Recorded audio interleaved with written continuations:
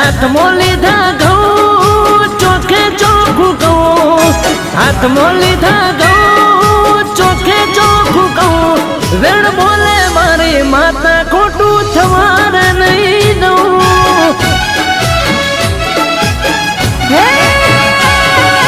બોલે મારી માતા ખોટું થવારે નહીં દઉં.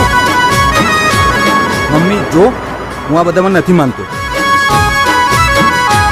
પ્લીઝ મને આ બધામાં ના નાખીશ.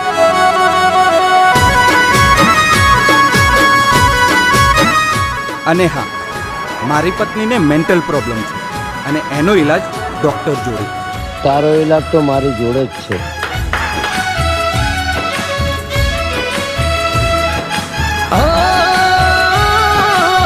બાણામાં નથી લીધું ઘી કદી ચમચી